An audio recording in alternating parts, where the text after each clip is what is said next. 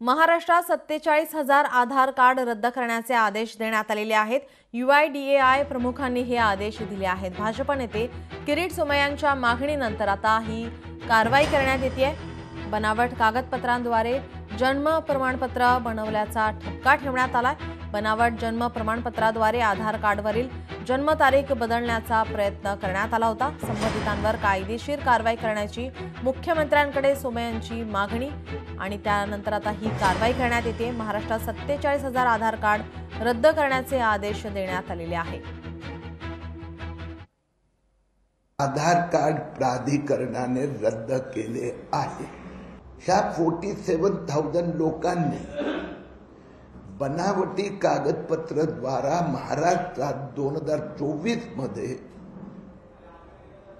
तहसीलदारकडून जन्म प्रमाणपत्र मिळवले आणि नंतर आधार कार्ड प्राधिकरणात जाऊन आपली जन्मतारीख बदलण्याचा प्रयत्न केला।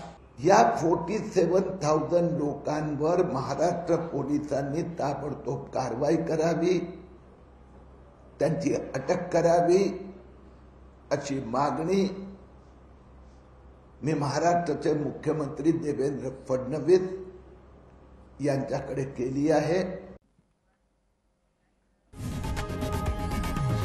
लोकशाही मराठी ऐका, पहा, जागरूक रहा।